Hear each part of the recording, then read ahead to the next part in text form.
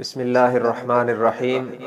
معزز سامعین و ناظرین، آج کی ویڈیو میں ہم آپ کو 12 ربیع الاول کے روزے کے متعلق عرض کریں گے کہ شرعی مسئلہ کیا ہے۔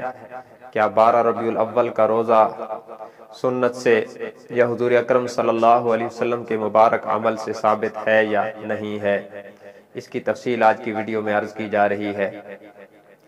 ناظرین، یہ بات مسلم ہے کہ حضور اکرم صلی اللہ علیہ وسلم اپنی حیات طیبہ میں سوموار اور جمعرات کا روزہ رکھتے تھے، یہ آپ کی مبارک عادت تھی۔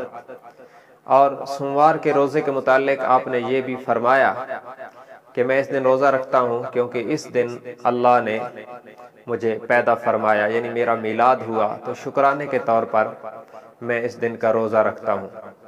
تو سوموار کا روزہ رکھنا، جمعرات کا روزہ رکھنا، یہ حضور کے عمل سے ثابت ہے۔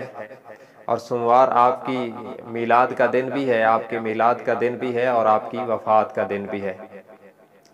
تو حضور صلی اللہ علیہ وسلم کے اسوہ سے، آپ کے عمل سے دن کا روزہ رکھنا ثابت ہے، میلاد کی تاریخ کا روزہ رکھنا ثابت نہیں ہے، کیونکہ یہ چیز مسلم ہے کہ حضور کی مبارک ولادت سوموار کو ہوئی۔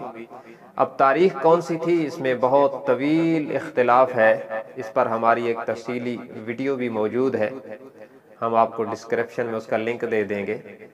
اس میں بہت سا اختلاف ہے اور بہت سی حکمتیں ہیں ہر تاریخ کے ساتھ، وہ ایک الگ بحث ہے۔ لیکن دن متعین ہے کہ حضور صلی اللہ علیہ وسلم کی مبارک ولادت سوموار کے دن ہوئی ہے۔ تو اب 12 ربیع الاول کی اس تاریخ کو روزہ رکھنا، اولاً تو ولادت اس تاریخ میں ہے یا نہیں، یہ بھی بات یقینی نہیں ہے، اس میں اختلاف موجود ہے۔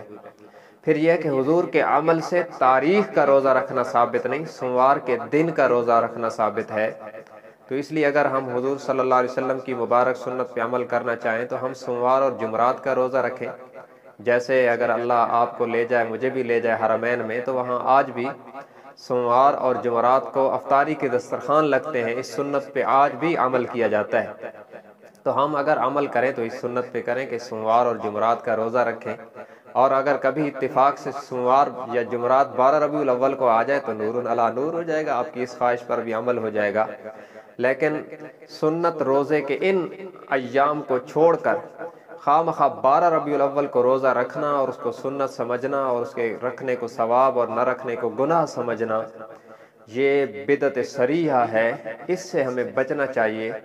اس کا قرآن و حدیث میں کہیں بھی کوئی ثبوت نہیں ہے کہ ربیع الاول کی 12 تاریخ کو حضور علیہ السلام نے روزہ رکھا ہو یا صحابہ کرام نے اس عادت کو اپنایا ہو، ایسا حدیث کی کسی کتاب میں ہمیں نہیں ملتا ہے۔